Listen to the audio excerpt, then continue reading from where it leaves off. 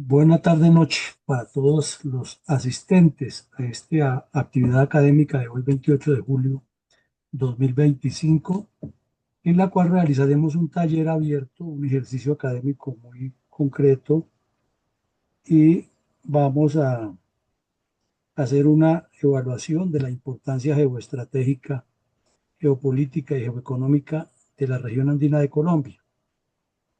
Como es natural, esto sería para un curso completo. Pero vamos a mirar brevemente algunas de las características para que analicemos cómo ha incidido esta región en el desarrollo del país y cuál es su prospección.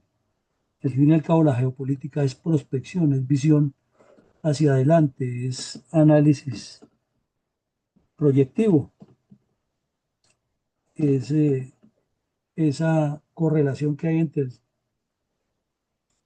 la política y la geografía, esa causalidad. Dicho esto, entonces haremos el siguiente ejercicio. Haremos unas 4 o 5 diapositivas y luego miraremos cómo el general Pinochet definió en su libro Geopolítica la diferencia muy clara entre lo que es geopolítica y geografía política. Y con base en eso, pues haremos el ejercicio de acuerdo con lo que veamos hoy.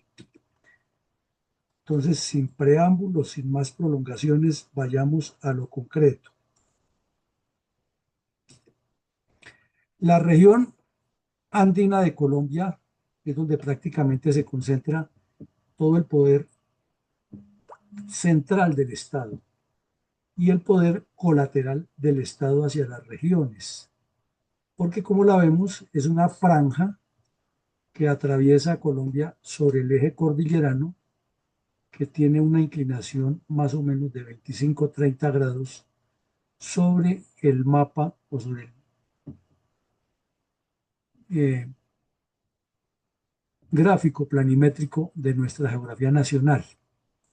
Y vemos que las tres cordilleras articulan una gran región que de manera casi longitudinal atraviesa de norte a sur o de sur occidente a nororiente el país y que la componen departamentos como Nariño, el oriente fundamentalmente Nariño, parte occidental del Putumayo, el departamento del Cauca, el departamento del Huila, el departamento del Tolima, el departamento de Caldas, Risaralda y Quindío, el departamento de Antioquia, departamento de Santander y el departamento de Norte de Santander.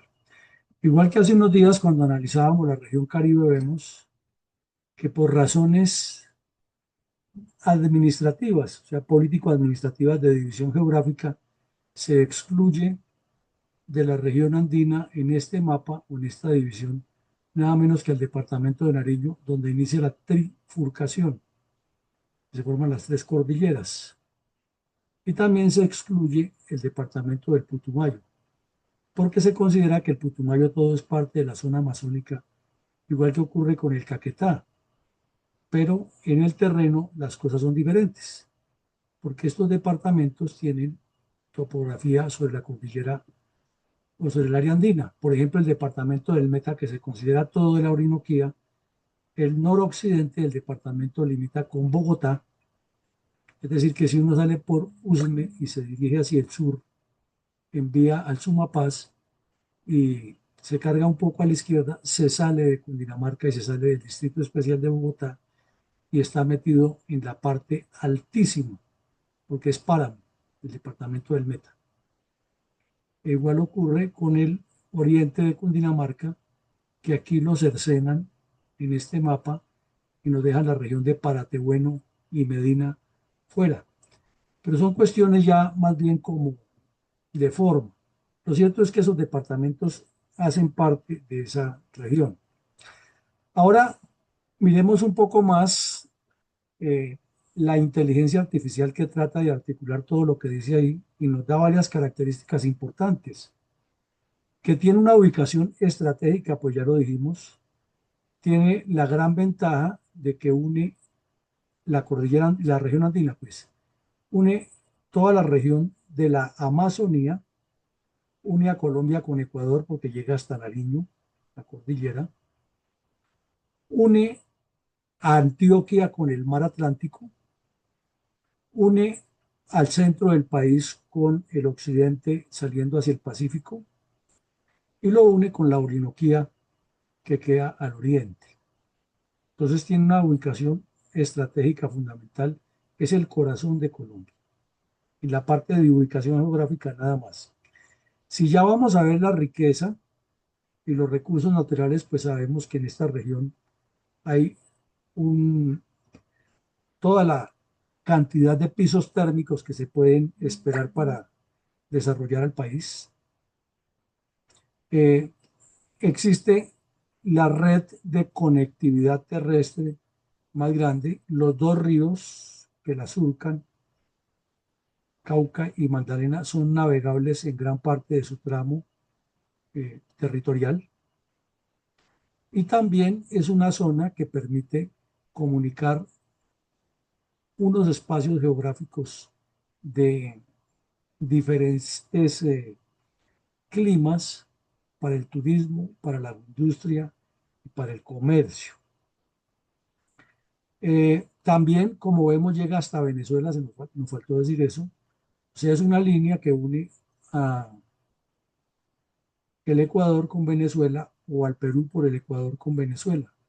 Por eso, desde Fundel hemos insistido que un proyecto de Estado para transformar a Colombia debe tener una espina de pescado, una columna vertebral de ferrocarriles, pero que una línea ferroviaria que se vaya por todo el pie de monte cordillerano, desde Arauca hasta el Putumayo, cruce por Casanare, Meta, eh, obviamente Putumayo, llegue al Ecuador, uniría a Ecuador con Venezuela.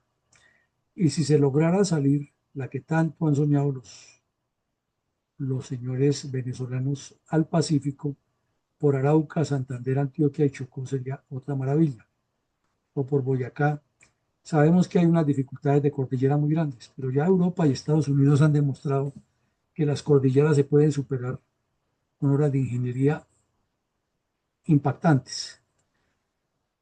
Entonces es una necesidad que está en el futuro, esa vía ferroviaria que sería paralela a la cordillera andina.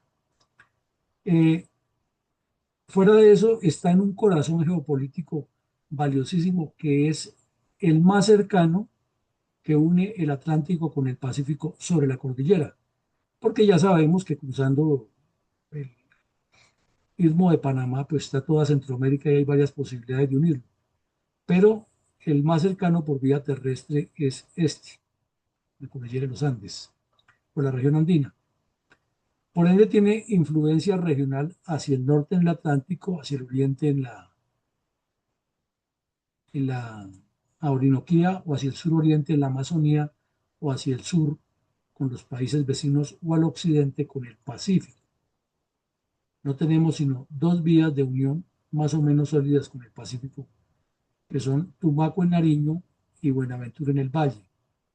Porque aquí en el Cauca, en López de Micay, hay bastante mangle, hay mucha dificultad, y coca por montones donde están todos los delincuentes haciendo de las suyas. Debería ser otro puerto saliendo desde Popayán. Entonces quedarían Pasto, Popayán y Cali con tres puertos cercanos y servirían para abrir otros caminos. Al mirar el mapa, pues hay muchas posibilidades en línea recta. Obviamente el terreno tiene otras características, pero la ingeniería los puede superar. Y es una región supremamente rica en aguas. Es la región más acuífera de Colombia. Es la que produce, tiene más cuencas hidrográficas. Tiene muchos minerales. Así por encima hay petróleo, hay esmeraldas, hay oro, carbón, por mencionar algunos.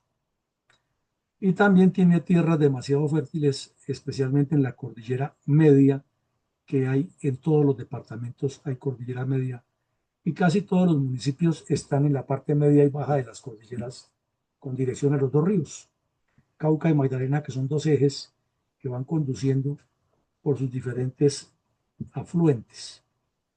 O sea que, en síntesis, por eso está el motor económico del país. El señor Álvaro Gómez Hurtado escribió un libro muy interesante que se llama La Revolución en América. Y cuando aborda el tema de la construcción económica de Colombia, de dónde venimos y para dónde vamos, dice que probablemente este asentamiento cordillerano que fue promovido por los españoles se debe a varias razones. Es la teoría del señor Gómez. Hay otros ya investigadores que le han dado más enfoques, pero esa es la teoría del señor Gómez por ahí en los años 60, que es muy cercana a la realidad. Lo primero que dice es que los climas tropicales, por los zancudos, por los insectos, han sido bastante fuertes contra las poblaciones que los han habitado. Las enfermedades tropicales han sido duras, que por eso los indígenas que se asentaron en la parte alta solamente iban a comerciar con ellos, pero no se quedaban en esas tierras, porque era preferible vivir en la parte alta de Boyacá, Santander, Cundinamarca, Tolima, Huila, que irse a vivir al Valle del Magdalena o en las zonas tórridas del río Cauca.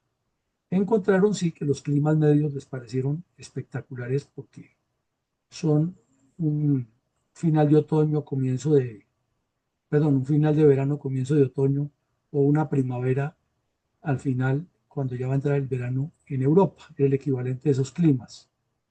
La segunda teoría que dice el señor Gómez que sucedió es porque los indígenas de las regiones montañosas eran laboriosos, trabajadores y de tendencia religiosa, y la mayoría pertenecían, la mayoría, no todos, pero por lo menos en Cundinamarca, Boyacá y Santander, a la etnia muisca, que tenía, eso sí, como buenos colombianos, ya estaban divididos entre los que seguían al Zipa y los que seguían al Saque. Y depende del lado donde uno se pare de la geografía y de la historia, terminará siendo hincha del Zipa o hincha del Saque. Pero que de todas maneras eran gente más laboriosa. Y por ejemplo señala que los indígenas regiones de Caldas, Antioquia, de los actuales Caldas, Antioquia, Risaralda, norte del Valle, Tolima y parte de Huila, eran muy dados a la orfebrería. Entonces buscaban el oro, lo comerciaban, lo cambiaban por otros minerales o por comida y trabajaban la orfebrería muy bien. O iban por la cordillera y la traían del sur de Colombia o ya directamente de lo que hoy en día es Perú y Ecuador. Como vemos, hay un movimiento geopolítico muy grande ahí. Y la otra teoría que tiene el señor Gómez también, por qué se asentaron y convencieron a los españoles, es que los españoles se dieron cuenta que en las épocas invernales o de alta pluviosidad, porque realmente nosotros no tenemos las estaciones para decir que tenemos invierno. El invierno significa frío y nieve dentro del contexto general. Entonces, como hay alta pluviosidad por unas épocas, las inundaciones desaparecían o lo que estaba cerca de los ríos o lo que estaba en la parte baja. Entonces, por creencia, por ejemplo, aquí en Bogotá, se creía que hace 30.000 años hubo una gran inundación que desapareció todo lo que existía. Entonces los indígenas optaron por vivir en las partes más altas, a donde no llegaría el agua cuando se subiera su cauce. Entonces tenemos mucha historia, muchas tradiciones, quizás leyendas, pero de todo hay un poquito. Y finalmente, también porque los cultivos de los pisos térmicos de las cordilleras fueron mucho más rápidos y cercanos a las zonas donde estaba la minería, que era lo que fundamentalmente le interesaba a los españoles. Entonces, todo esto nos da un contexto, nos da una idea de por qué nos desarrollamos sobre las cordilleras, por qué nos alejamos de las zonas de la periferia y por qué otros fenómenos posteriores como la violencia o la misma guerra de la independencia se gestaron en las zonas despobladas, viniendo como si se tratara de la famosa teoría comunista de avanzar desde el campo hacia la ciudad. Eh, el otro tema, probablemente que se asentó todo este desarrollo en la cordillera, es porque por mucho frío que haga en la cordillera, se puede superar con mantas, se puede superar con la famosa ruana, que es la combinación de la capa del viejo Hidalgo y la famosa canción, y se puede superar también con una fogata, se puede superar en ese momento. En cambio, el calor tropical era mucho más complejo, sobre todo esas enfermedades, la fiebre, que era lo que más mataba gente en esa época. Bueno, entonces nos quedamos ya entendidos bien cuál es la historia, la geohistoria, la geopolítica y el desarrollo de nuestra región andina. Ahora miremos parcialmente cómo la inteligencia artificial nos dice algunos aspectos relacionados con los puntos básicos, su ubicación estratégica, y nos da toda la explicación que vimos en el mapa que une una región con la otra, etc. Sus recursos naturales, fundamentalmente el agua. Es que tenemos demasiada agua. Algunos analistas dicen, no sabemos de dónde toman la medida, pero dicen que somos el cuarto o quinto país en el mundo con capacidad de producción de agua. Por delante están Estados Unidos, Canadá y la misma Rusia. Pero claro, eso es un poco de perogullada. Habría que tener unas medidas más científicas y haber hecho más seguimientos porque Bolivia también es otro país que tiene muchísima agua. Y en proporción con su tamaño, pues hay países en Centroamérica que tienen buena cantidad de agua. Pero bueno, eso es importante, es porque las tierras todo el tiempo, o casi todo el tiempo, son fértiles para la agricultura en Colombia. Obviamente para industrializarlas hay que hacer todos los procesos agroindustriales y de fertilizantes, pero eso es un tema diferente. Tenemos también que hay una diversidad social y cultural, y eso se caracteriza porque desde antes de la llegada de los peninsulares, esta zona era habitada por distintas tribus y cada una tenía unas características. Entonces, quienes vivían entre Santander, Boyacá y Cundinamarca seguían unas costumbres muy bien determinadas, muy cercanos a la agricultura, a adorar el sol, a adorar la luna, los muiscas, y tenían hasta un templo del sol en Sugamuxi, del cacique Sugamuxi.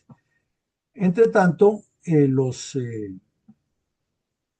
habitantes de la región más baja, que ya comenzaba en el Magdalena Medio y terminaba en la costa Caribe, eran mucho más guerreros, eran tribus que han llegado de distintas partes.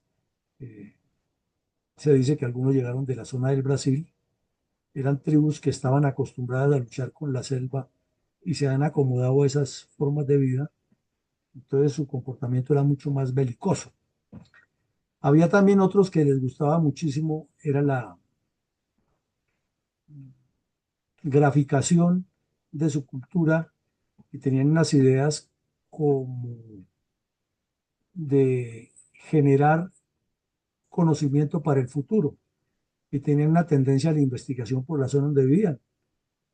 Y eran, por ejemplo, obviamente una investigación muy traída de los cabellos y muy llena de suposiciones, pero al fin y al cabo era investigación. Entonces son todas las tribus que vivían en las zonas Guaviare, del Meta, el Huila, Caquetá, y otras etnias que estaban sobre la cordillera, pero que tenían como un entronque entre lo que venía del Perú, que era el manejo de las eh, metales, y otras etnias que tenían, y la agricultura. Entonces combinaban las dos cosas, eran hábiles comerciantes, y fuera de eso después llegaron y los colonizaron los españoles eh, vascos, que les gustaba también bastante el dinero. Entonces eso va dando también como una característica de por qué en esa región del Viejo Caldas y de Antioquia, del norte del Valle, hay tanta gente que tiene habilidad comercial, que se une una cosa con la otra. Eh, y los que vivían en las zonas mineras que sabían, pues muy rudimentario, pero sabían de manejar el oro. Por ejemplo, los indígenas de aquí de Cundinamarca y Boyacá tenían mucho oro, no tanto como creían los españoles, pero era porque lo comerciaban. Y también aprendieron orfebrería, obviamente, porque eran culturas eh, que interactuaban entre ellas. Había también algo interesante en esa diversidad cultural, es que nos han pintado a todos los estudiantes en primaria en Colombia, que llegaron los españoles y eran malos, re malos, y había unos indiecitos que eran buenos. Pero si ustedes entran al Museo Nacional de Colombia, en la parte derecha de la entrada, hay una piedra o una letra en piedra y dice el código de Nemequeni. Nemequeni fue uno de los últimos caciques muiscas.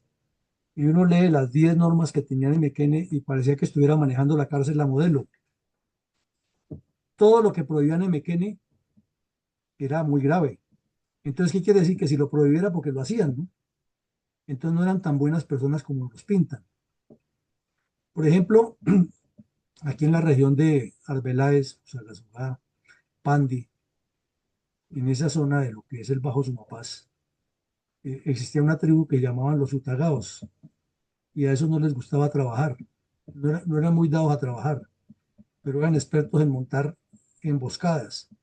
Y cuando bajaban los muiscas a negociar eh, sal en la parte baja del Magdalena con los eh, habitantes de esa región, sobre todo los que traían oro de la zona Quimbaya, el Quindío, entonces los esperaban de regreso y los asaltaban y les robaban el oro. Y luego lo negociaban nuevamente por comida con los otros.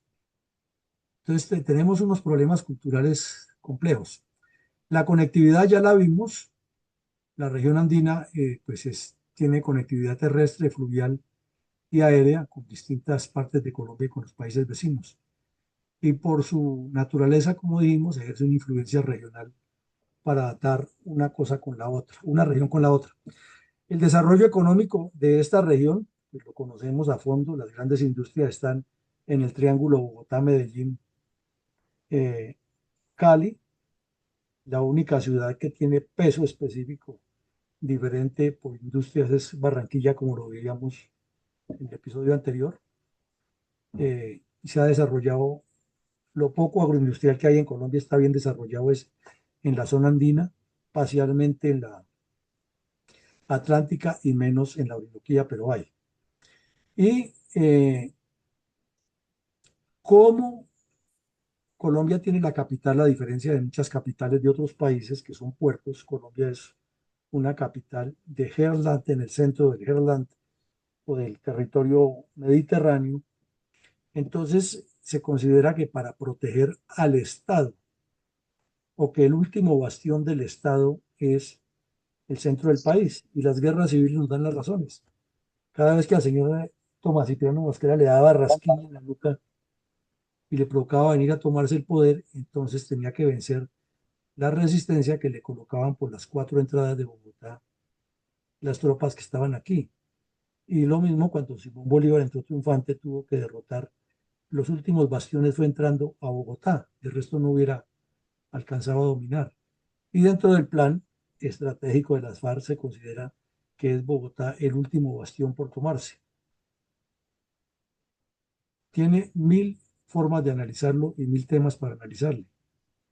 Porque si los gasoductos vienen con el gas desde las zonas bajas, los ferrocarriles tuvieron que entrar desde las zonas bajas. Quien venga a Bogotá tiene que o volar muy alto en un avión o un helicóptero, naturalmente, o ascender en un vehículo conduciendo por unas carreteras que son bastante pronunciadas. Y sin embargo, el poder está aquí. Dicen que los españoles comparaban esto con las águilas, ¿no? El nido de las águilas es lo último que se llega a conquistar. Es probable que lo hayan dicho, no está escrito. Ahora miremos que dentro de esto tenemos una cantidad de subregiones que ameritarían un estudio impresionante, ¿no? El nudo de los pastos, donde se forma, donde se te comienzan a trifurcar las cordilleras, el altiplano nariñense, que es además de precioso, con una riqueza potencial agroindustrial impactante, el cañón de Minamá o la hoz de Minamá, donde se forman los ríos más importantes, la estrella fluvial del sur, el altiplano de Popayán o Valle de Puenza, que además también es precioso y tiene la dificultad de la falta de la estabilidad de los suelos y es de grandes riesgos porque han ocurrido muchos terremotos allí, pero es una zona, además de hermosa y de muy fructífera, muy próspera en sus tierras, con un potencial grande. Luego, pues, ni se diga el valle del río Cauca, que forma el departamento bandera del suroccidente colombiano, y luego la orgullosa montaña antioqueña sentada sobre dos de las tres cordilleras, la occidental y la oriental, y en la parte de Santa Rosa de Osos también hay una meseta interesante de mucha proyección. Otra zona que es orgullo para los paisas, y así vamos viendo el Valle de la Urrá, donde está la capital y está la zona industrial de Antioquia, y así vamos viendo una lista grande. Por ejemplo, la olla o la fosa de Suárez y Chicamocha, que es un cañón del Colorado en miniatura, pero es una belleza y además con potenciales hídricos y de otros aspectos para desarrollar. El Catatumbo, que es una selva tropical con unas tierras ubérrimas en lo que le siembren allá, además de que produce mucho petróleo. ¿Y cómo será que la coca y la marihuana se dan de la mejor calidad ahí? Y ahí pegado tenemos la Sierra del Perijá, que es otra maravilla de la naturaleza colombiana. Y pues quien haya amanecido alguna vez en el llano oriental cuando está despejado y haya mirado hacia la cordillera, sabe lo que es la hermosura de nuestro país. O quien haya dormido en el páramo de Sumapaz en un mes de enero y haya visto un amanecer desde las 5:30 hasta las 6:30 de la mañana, desde los llanos, desde el páramo de Sumapaz hacia los llanos orientales, eso es absolutamente espectacular y se ve la cantidad de agua y riqueza que tenemos ahí. Pero parecería que por cada laguna y por cada nacedero de agua que hay en el páramo de Sumapaz, hay una organización de bandidos que no quiere que Colombia progrese. Igual la serranía de San Lucas, que es como la articulación un poco semi-independiente de la cordillera oriental con la cordillera central y con el Valle del Magdalena. Es tan importante la geoestrategia de la serranía de San Lucas que cuando llegó el cura Pérez y conoció eso, dijo, aquí es donde voy a poner mi sierra maestra. Y ahí fue donde le dio todo el desarrollo al ELN. Claro, ya Fabio Vázquez había comenzado ahí, pero tiene una importancia, mejor dicho, estudiar la serranía de San Lucas es estudiar el corazón del Magdalena Medio de Colombia. Y eso que el Magdalena Medio es otra cosa, otro campo espectacular. Y ni decir de los nevados del Tolima o la Sierra Nevada del Cocuy. Cuando uno está por ahí en el sur del Tolima y está trepadito en esas montañas, observa esa magnificencia, porque no se puede definir de otra manera, que tienen esos nevados y la riqueza hídrica que destilan y cómo alrededor de sus pliegues, cada vez que ha soltado lava, ha hecho que esas tierras sean impresionantemente productivas, pero no sabemos lo que tenemos. Ver las pepas de grano de café de esa zona es ver otra cosa, ver la madera que se puede sacar para fabricar muebles es a otro nivel, pero tenemos nuestro pero ahí. Y además de eso tenemos sus regiones naturales, pero sus regiones culturales. Una, un- una característica humana es el bogotano cachaco o rolo, muy distinto. Otros son los cundiboyacenses, que ya es esa mixtura que hay de campesinos de los dos departamentos. Otra es la forma paisa, que son personas completamente diferentes en su comportamiento y sus gustos, que están pues en el Antioquia, el Viejo Caldas y el norte del Valle y el noroccidente del Tolima hay una partecita también. O los santanderianos, que son otra forma de comportamiento, porque sí han tenido bastante mixtura.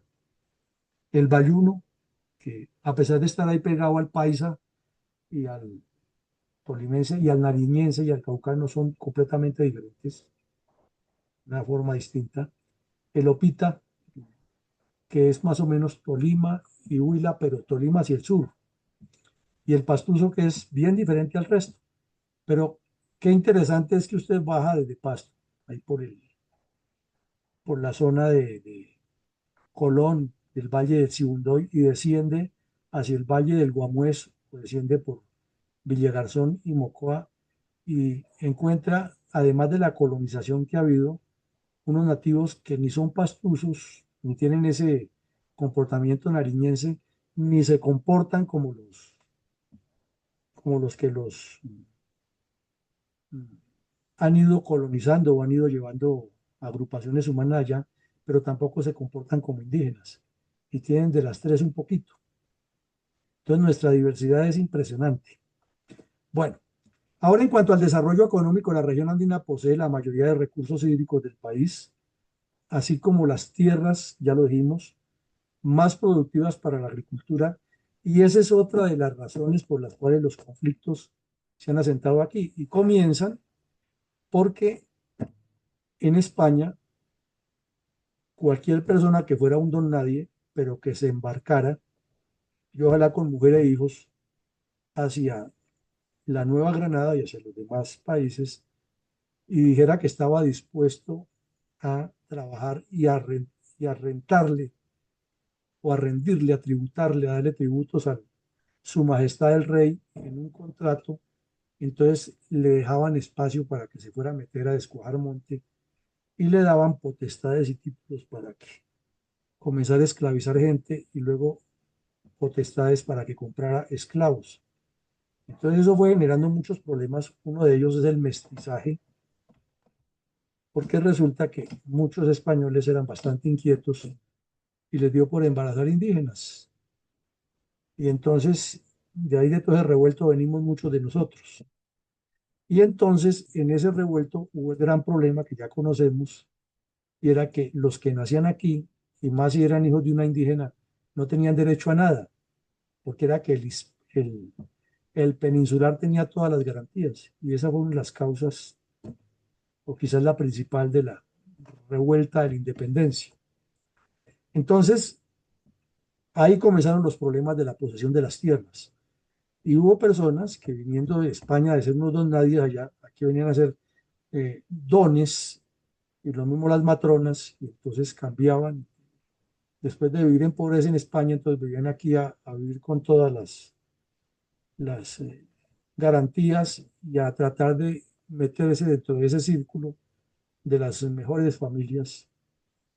Y eso generó el tema en que estamos y no ha habido forma de resolverlo porque tampoco hemos sido capaces ni hemos pensado en eso.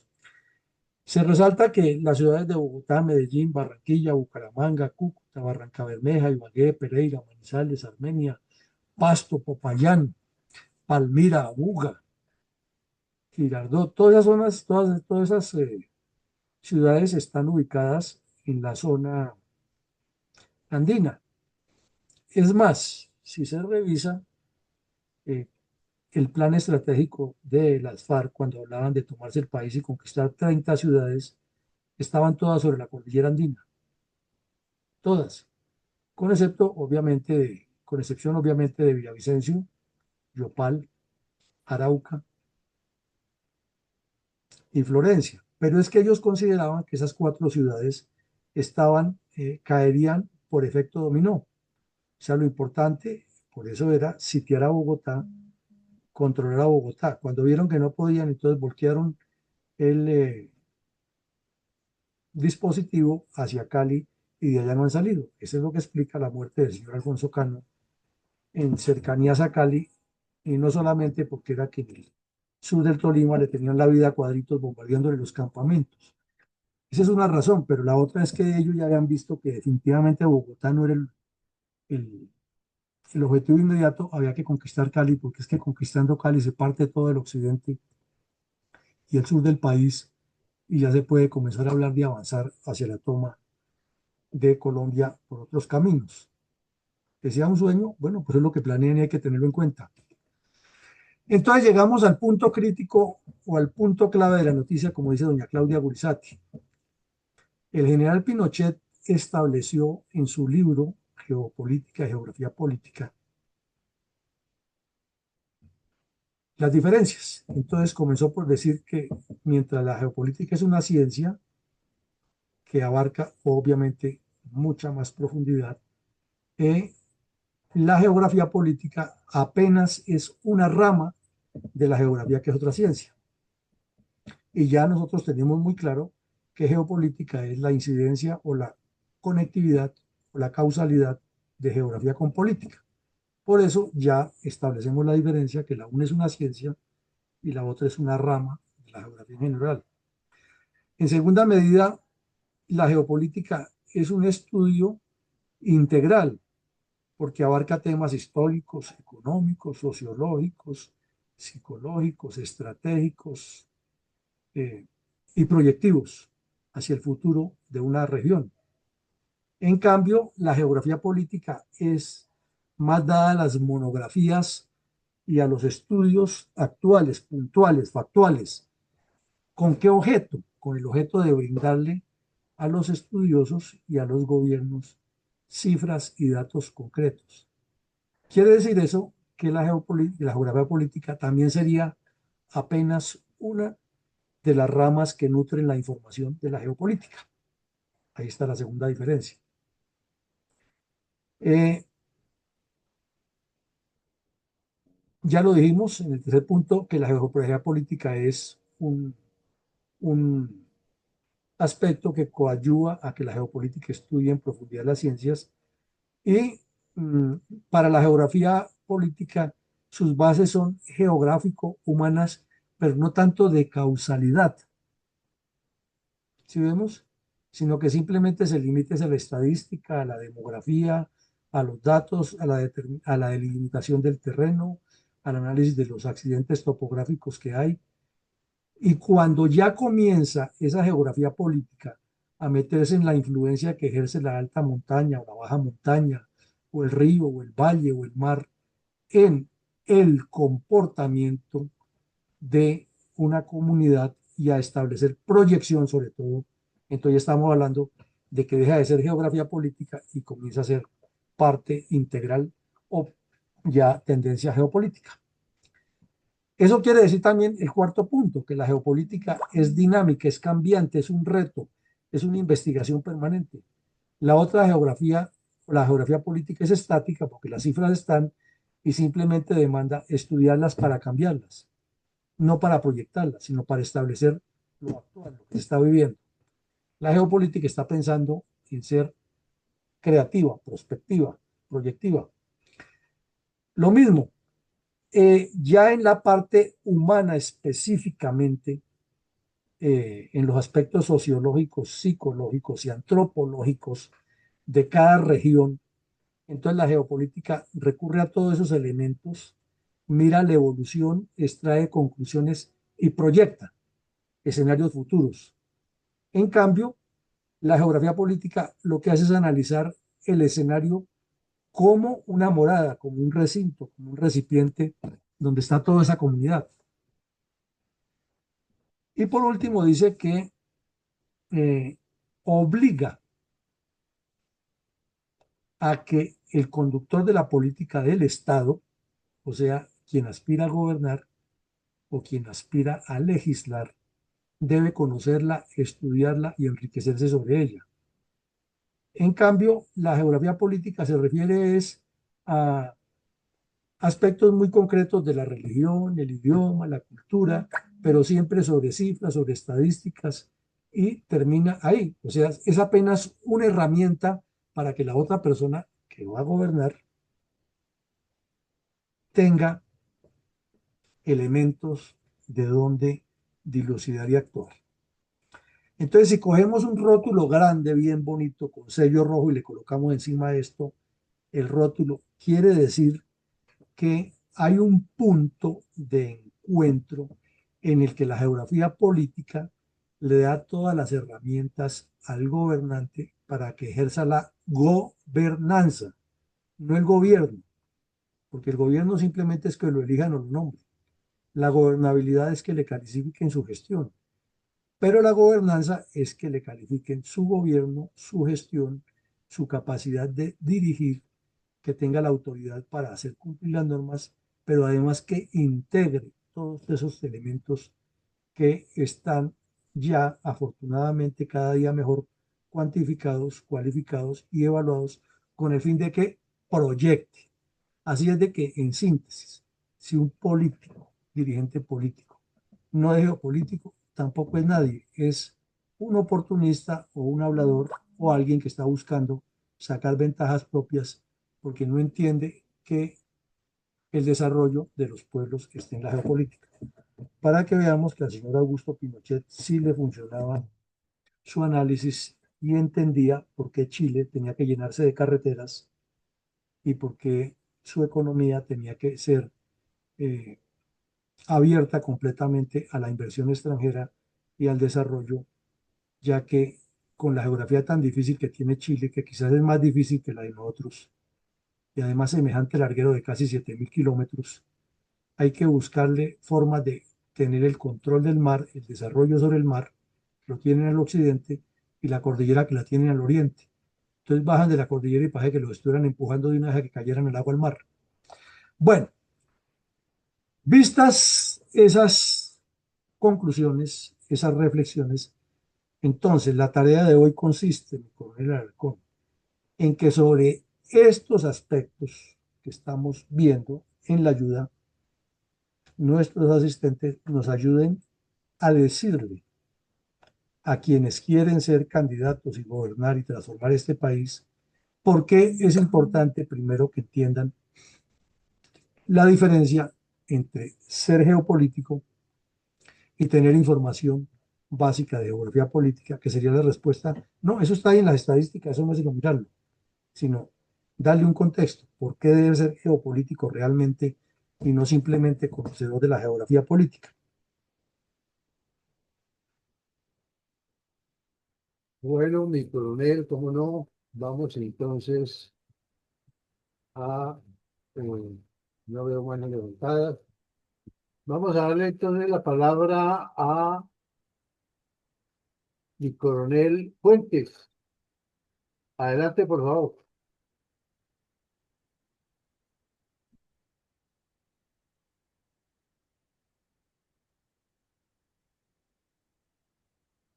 Bueno, mi coronel Saavedra, por favor, adelante. ¿Ya me escucha? Ahora sí, volvió a cerrar el micrófono. Mi coronel Fuentes, abra el micrófono.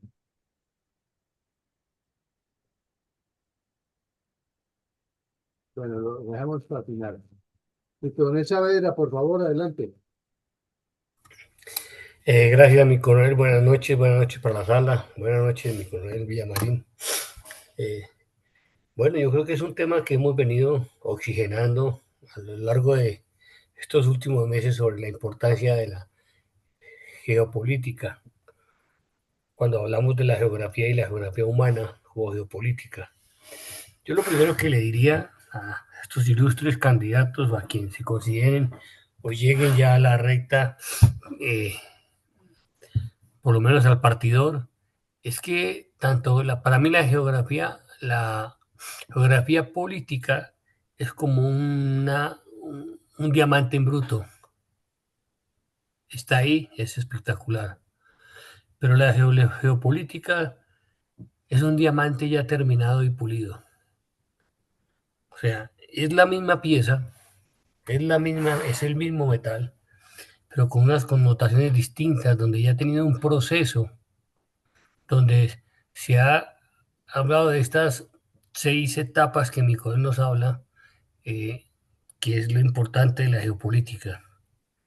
Entonces, para mí es importante que la persona que quiera tener o tomar el rumbo de este país entienda perfectamente sobre qué diamante o sobre qué piedra en bruto están parados.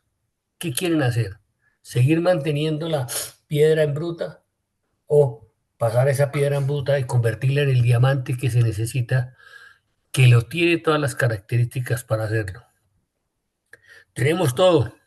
O sea, yo no creo que haya un país que no sea tan envidiado como el nuestro por nuestra ubicación geográfica, geoestratégica y la diversidad de climas, la tranquilidad de climas que tenemos, que es totalmente envidiable, así sea por el norte o sur de América, por Europa o cualquier otro continente.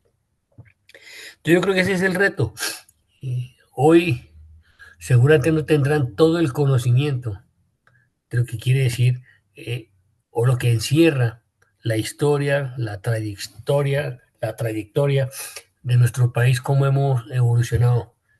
Pero somos un país que está cambiando y es un país que necesita que nos enfocamos en lo fundamental. Y para mí lo que donde ellos tienen que orientar su brújula, donde tienen que orientar todo su esfuerzo, es a todas estas bondades, todas estas características o todas estas cualidades que se tienen cuando estudiamos la geopolítica y cuando la entendemos y la ponemos a producir en bien de la ciudadanía, en bien de una región y en bien de un país. Usted lo decía, la región andina es impresionante la riqueza, pero mal administrada, mal manejada, con intereses de cada región o subregión, pero no la miramos como ese diamante que queremos convertir todos, esa piedra que está ahí que produce. Sí, es una piedra que se ve bonita, pero no la llevamos donde la queremos llevar. Yo creo que es un reto interesante, es un reto para estas nuevas generaciones, que estoy seguro que con la comunicación, con la velocidad que las cosas cambian, seguramente también sea más fácil para ellos entender y mirar el vecindario, cómo mejoran y cómo crecen, donde hay una buena administración y un buen uso del recurso geográfico y humano. Muchas gracias, mi coronel. Muchas gracias a usted, mi coronel. Sabe, no sé si ya estará listo. Bueno, mi coronel Fuentes, adelante. Mi coronel, ahí me escucho, sí. Perfectamente bien, adelante, por Ah, favor. bueno, tenía acá un problema técnico. Bueno, gracias, mi coronel. Muy buena noche, mi coronel Alarcón. Muy bueno. Un saludo muy especial allá para mi coronel Villamarín, siempre dándonos a conocer tantas cosas nuevas para poder enriquecer cada día más nuestros conocimientos. Un saludo muy especial para toda la sala. Bueno, pues a este grupo de candidatos les diría de que con esta ayuda es muy importante tener los conocimientos de geopolítica y cómo se diferencian con la geografía política. Porque si bien es cierto, ambos son ciencia y arte que están en constante investigación, en constante actividad para poder conocer precisamente lo que ha ocurrido, lo que está ocurriendo y cómo sería el post precisamente para poder llegar y lograr los objetivos dentro de esos planes de gobierno que puedan tener para presentarle en su candidatura al pueblo colombiano, pues sería esencial que estudiaran muy bien estos puntos para que en determinado momento salieran con conocimiento de causa y conocieran de primera mano precisamente los problemas que aquejan al Estado colombiano, sus diferentes factores que de alguna manera poco a poco en algunos espacios seguramente se han fortalecido, pero en algunos otros espacios falta muchísimo todavía por hacer. Y les haría ver que la región andina es un pivote de riqueza dentro del ambiente geopolítico de Colombia. Pero bien lo acaba de decir mi coronel anteriormente, que si no se administra bien la riqueza, pues difícilmente vamos a obtener los resultados que hace tantos y tantos y tantos gobiernos ha querido el pueblo colombiano, que verdaderamente se tenga esa margen de precisión para poder lograr una calidad de vida. Entonces, si nos metemos por la calidad de vida de un Estado, pues es precisamente lo que acá nos enseña esta ayuda, donde pues la geopolítica, como dirían también la política, es dinámica. Es dinámica, pero así como es dinámica, también se transforma. Es que eso los candidatos lo deben entender. Hay una transformación, pero no es una transformación negativa, sino una transformación que verdaderamente deje un buen sabor, una satisfacción de que cuando se termine el gobierno, la gente pueda señalar a ese dirigente político, cumplió, o bueno, o alcanzó por lo menos a cumplir el 80% de sus metas. Porque si bien es cierto, los problemas son muy grandes, pero también hay grandes soluciones. Entonces, la conciencia que deben de tener estos aspirantes es sobre todo ejercer una excelente voluntad política para aplicar esa geopolítica y la geografía política en el Estado colombiano. Gracias, mi coronel. Muchas gracias a usted, mi coronel Fuentes. Seguimos aquí en la lista. Ingeniero Rosalía Medina.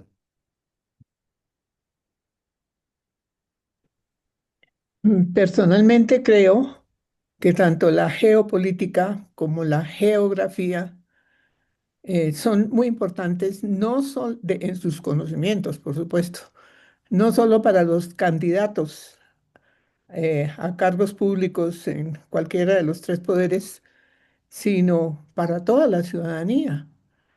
Si podemos aceptar con certeza que la geopolítica es una ciencia, sabemos que la ciencia es el conjunto de conocimientos obtenidos por observación, experimentación, razonamiento.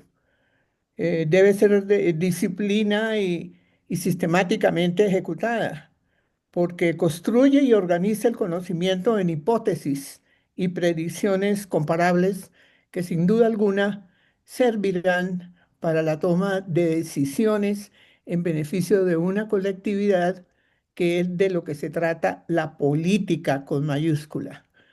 La geopolítica, por supuesto, la geografía, por supuesto, es sumamente importante para que la mayoría de los ciudadanos conozcan al detalle su país y sepan, pues, lo relacionado con las etnias, con las religiones, con los idiomas, con la cultura, porque también harán parte importante para el manejo que efectúen los famosos candidatos a la presidencia y a los cargos públicos en general, si es que tienen realmente planes y proyectos productivos para la colectividad.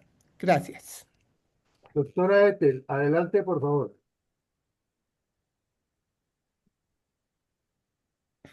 Muy buenas noches a todos.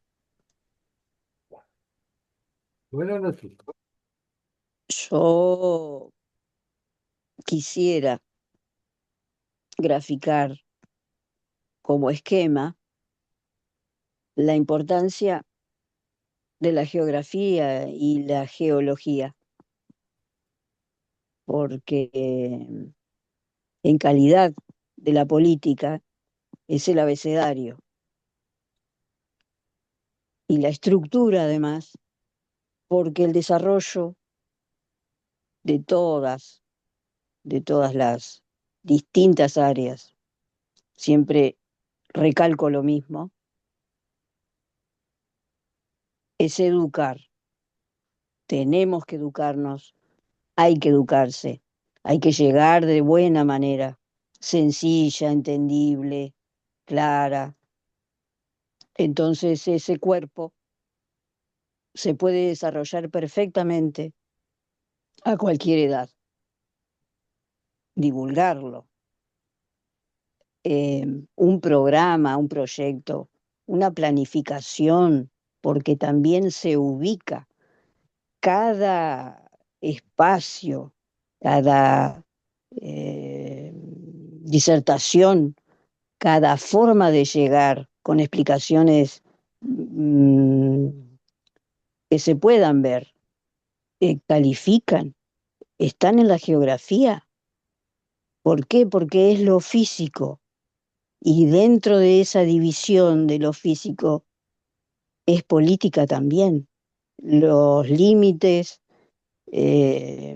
toda clase de socialización, como dijeron, hay idiomas diferentes, hay climas, lugares de desarrollo para la agricultura, turismo, en fin, explotación de toda clase que puede alcanzar los mayores límites y salir, dar a conocer y agrandar la cantidad de productividad que se puede llegar a realizar. Amar, amar Colombia por sobre todas las cosas y hacerlo bien con explicaciones sencillas. Geografía y geopolítica son el abecedario. Muchas gracias. Muchas gracias. Adelante, por favor, mi coronel Iván González.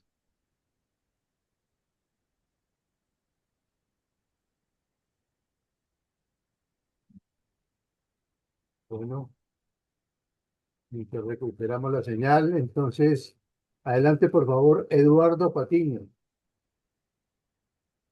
Buenas noches.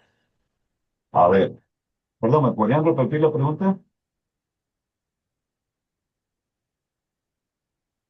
Tiene un auditorio de políticos y usted quiere explicarles esta diferencia entre la geopolítica y la geografía política. Ok. Bueno, pues en cuanto a la geografía política, como su nombre indica, pues describen las características de la geografía en un plano político y cómo se articula dentro de la geografía. En cambio, la geopolítica, pues, tiene relevancia en la medida en que está en un contexto, es decir, en un contexto geográfico, eh, donde se analizan más aspectos en profundidad, como por ejemplo la posición estratégica de un territorio y todo lo que implica desde el punto de vista geográfico. Entonces, por ejemplo, las, los recursos, su posición geográfica, su posición estratégica entre la geografía, es decir, lo geoestratégico, los recursos económicos, los recursos monetarios, la, la, las ventajas que tiene el territorio por su posición geográfica, como por ejemplo decir el canal de Corinto, el canal de Panamá, el canal de Suez, o por ejemplo digamos, San Vicente del Paguán, que por ejemplo es una región que apunta a 5 departamentos. Por ejemplo, casi todas las zonas que fueron del área de despeje promovida por la administración Pastrana, o más bien obligada por la administración Pastrana, porque fue obligada. Todos esos 5 municipios, Vista Hermosa, Meseta, San Vicente, La Uribe, apuntaban a 5 municipios. Por eso era que las FARC lo buscaba. Entonces, esas connotaciones que le dan una característica a un territorio por su posición geográfica es muy estratégica. Entonces, yo lo que diría es que que hay que tener esa visión de geopolítica para un país y mirar que esas regiones que son muy, muy estratégicas y hay que hacer una exploración del terreno a cabalidad para precisamente hallar esos centros geopolíticos para que el Estado haga una presencia permanente y así poder explotar lo que haya en esos territorios desde el punto de vista geopolítico interno y externo, para así tomar ventaja y lograr un desarrollo en lo público y en lo privado. Muchas gracias. Muchas gracias, Eduardo. ¿Qué destacamos de esta eh, ayuda en donde está la geopolítica y la geografía política ante un auditorio que vamos a explicarle esta situación para su futuro político posterior? Tiene la palabra entonces, no sé si mi coronel Iván González ya logró tener micrófono. Bueno, entonces vamos con mi coronel Carvajal. Gracias. Buenas noches para la sala. Buenas noches. Bueno, gracias. Bueno, el médico estudia la medicina como ciencia. El enfermero o el auxiliar de enfermería no estudia la medicina como ciencia. El astrónomo estudia la astrología como ciencia. Sus auxiliares o sus técnicos no la estudian como ciencia. El ingeniero civil estudia la ingeniería como ciencia. El técnico o su auxiliar no la estudia como ciencia. Entonces, la geografía política está enfocada a lo que existe. Ahí está el agua, ahí está la riqueza hídrica, ahí están los climas, ahí están los ríos, están las carreteras, están las montañas, están los valles. Esto es geografía política, que es hija de la geografía. Pero el político debe estudiar la geopolítica como ciencia. Como ciencia quiere decir que debe conocer el desarrollo político, la historia, cómo debe proyectarse en esos recursos hacia el futuro. Debe conocer la influencia de los factores históricos, raciales, geográficos y su evolución como Estado. Es decir, el político con mayor razón debe estudiar la geopolítica como ciencia y no como simple geografía. Muchas gracias.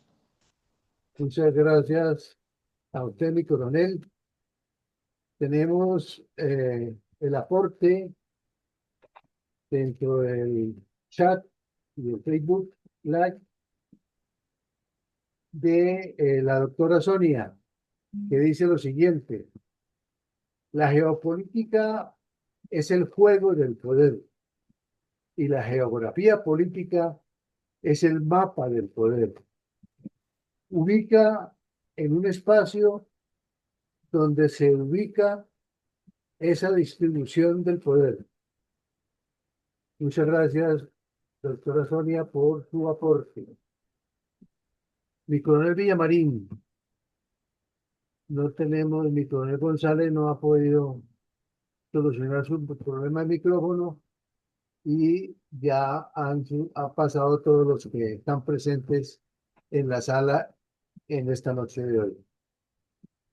Vamos entonces con las conclusiones, la bendición por el día de hoy. Gracias a todos por los aportes, la disciplina con la cual hemos desarrollado el taller en el día de hoy.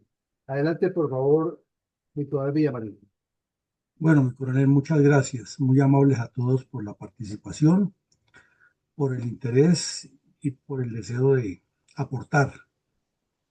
Porque aquí venimos todos antes que enseñar es a aprender, a escuchar puntos de vista y a complementar aspectos formativos, porque es un trabajo de educación informal continuada. El taller que hemos implementado para el día de hoy lo titulamos Importancia geopolítica de la región andina colombiana o de Colombia, haciendo la claridad desde el principio que íbamos a hacer apenas un breve bosquejo, un poco enfatizado en aspectos culturales y geográficos para que nos fuéramos formando la idea de la importancia capital que ha tenido esta región en nuestra formación como país, en nuestro destino, en nuestro pasado y obviamente la proyección que tiene para lo que viene. Hicimos un bosquejo primero geoestratégico diciendo las complejidades que ya se las encontramos también en la región Caribe, que no todos los departamentos de la región Caribe están desde su comienzo hasta su final dentro de la zona, pero que la geografía es así. La geografía hace que las personas sean de aquí y de allá, determinados sectores, y que las culturas que las unen sean muchas veces superiores a las decisiones políticas que se tomen por parte de los gobernantes. Miramos que a pesar de que tiene territorio en Nariño, Cauca, Valle, definitivamente la sacan de ahí porque está, o en esta propuesta de definición, porque esos departamentos están haciendo parte de la zona pacífica.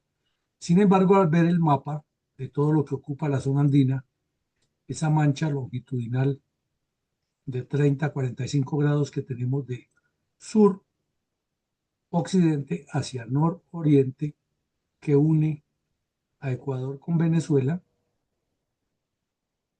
por tres ramificaciones impresionantes de territorio, que son las tres cordilleras de nuestra zona andina, hacen que se afecten esos departamentos todos, parcial o totalmente. Inclusive el departamento del Chocó, que es selva, tiene una parte oriental que es afectada por la configuración andina. Y resaltamos que los departamentos de Huila, Tolima, Quindío, Risaralda, Caldas, Boyacá, Santander, norte de Santander y Antioquia, esencialmente son los que constituyen esa región, pero que esa región afecta a todo el sur del Cesar, todo el sur de Bolívar, el sur de Sucre y de Córdoba, y parte del oriente del Chocó, como lo decíamos, más los tres departamentos del suroccidente colombiano. Luego vimos un contexto general que nos lo trae por inteligencia artificial, haciendo la decantación de toda esa información que ya hay en la web y que en la medida que se le incluya información seria, sólida y sostenida, la misma inteligencia artificial irá decantando y produciendo nuevos elementos. Al fin y al cabo es una ciencia, ¿no? Luego vimos ya en detalle cómo cada una de esas características, ubicación, recursos, diversidad social y cultural, conectividad, influencia regional, desarrollo económico y seguridad y defensa, se articulan en un solo paquete para entender por qué esta región es tan trascendental en la vida política, social, cultural, económica y de seguridad en Colombia. Luego miramos que a su vez tiene subregiones naturales. Hicimos un bosquejo muy generalizado de las características que hay allí en esta región, subregiones, y vimos también que hay unas subregiones culturales que no coinciden exactamente con las subregiones naturales, entonces ya ahí vienen los temas que generan esa diversidad y a veces hasta conflictividad.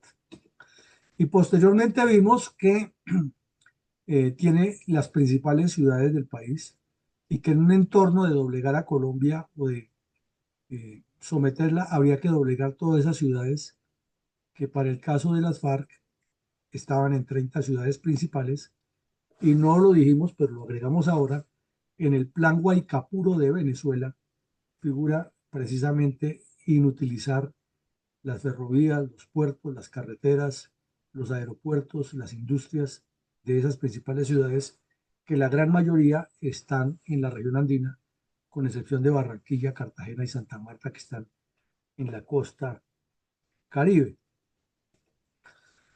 Y finalmente presentamos un cuadro aquí de la diferencia entre geopolítica y geografía política. Y ese cuadro es la producción intelectual del general Augusto Pinochet Ugarte, autor del libro Geopolítica, con la cual se rigen en varias escuelas del Cono Sur, Argentina, Chile, Uruguay, Paraguay, la formación de los oficiales en conocimientos fundamentales de geopolítica. Y es porque es un libro realmente técnico y con mucha información científica. No es un libro de ideología, no es un libro de pensamientos personales ni de puntos de vista particulares, sino es como una decantación de conceptos de geografía política, de geopolítica, de geografía económica, geografía humana, que se han estudiado en la Escuela de Guerra de Chile y en los institutos de los estudios de defensa nacional de ese país. Y el general Pinochet era estudioso de este aspecto y logró decantarlo. No es el documento último ni la novena maravilla, pero es uno de los documentos serios para consultar en conceptos claros de geopolítica, para tener esa fundamentación. Otro que escribió interesante sobre eso fue el general colombiano Julio Londoño Londoño, el papá del ex canciller Londoño Paredes. Dejó también escribió un libro interesante que se consigue todavía por ahí, de segunda, que se llama Fundamentos de la Geopolítica, muy claro. Y obviamente el libro de Geografía Política y Geopolítica del señor Ratzel. Pero yendo a nuestro tema concreto, vistas las diferencias que establece Augusto Pinochet entre ciencia política y geografía política, o geopolítica y geografía política, para ser más exactos,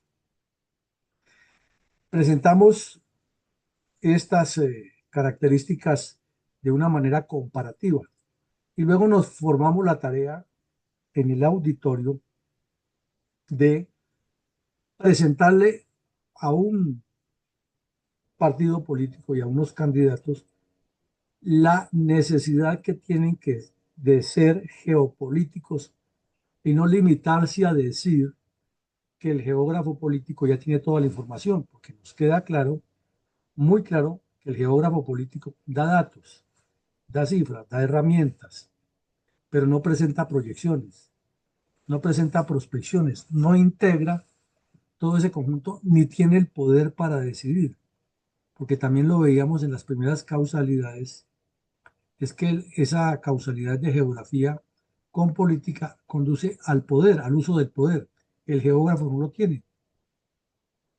El geógrafo es simplemente como el buen periodista, hace su investigación a fondo y la presenta para que la audiencia y quienes tienen que actuar la evalúen.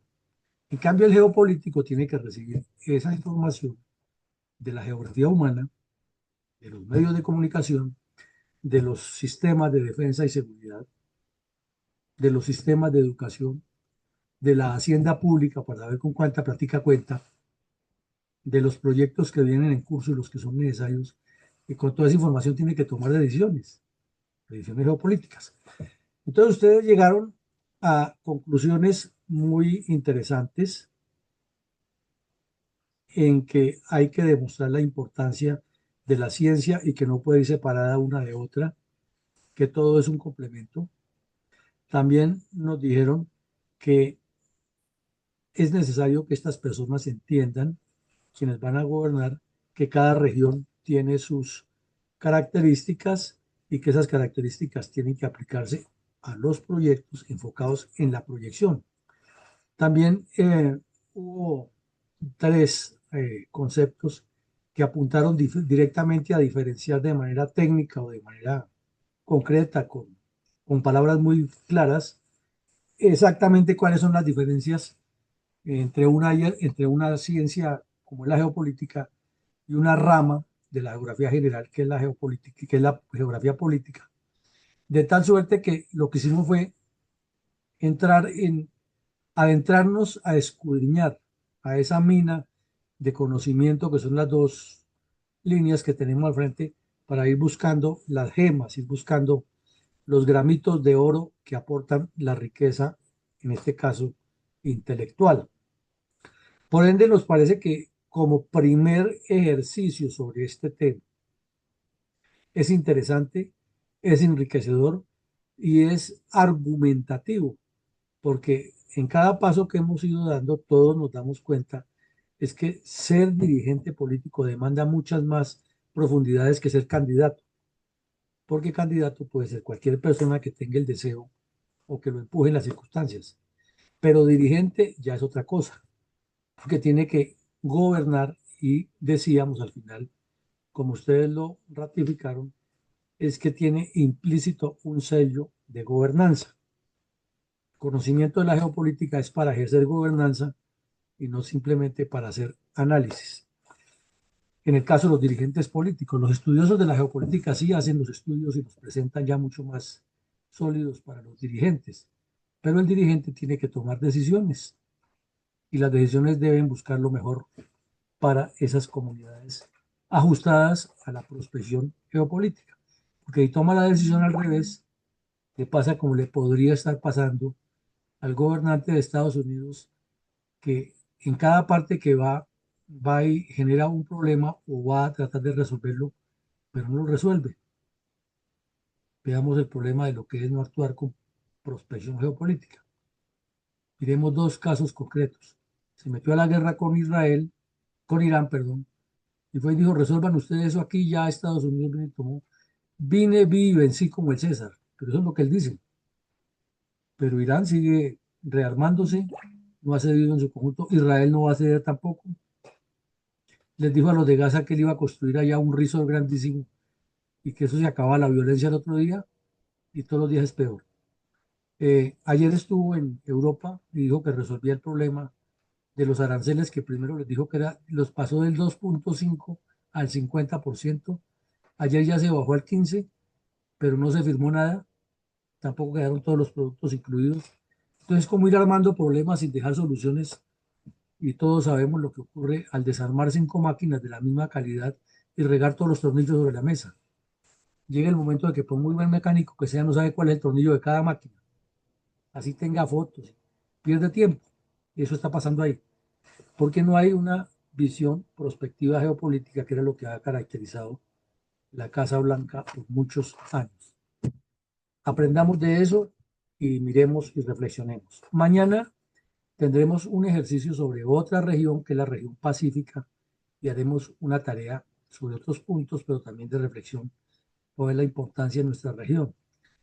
Y así seguiremos el resto de la semana haciendo actividades académicas. A todos, muchísimas gracias por asistir, por darnos su tiempo, compartirlo con nosotros, sus conocimientos, y que Dios nos siga bendiciendo e iluminando. Muchas gracias, mi coronel. Estamos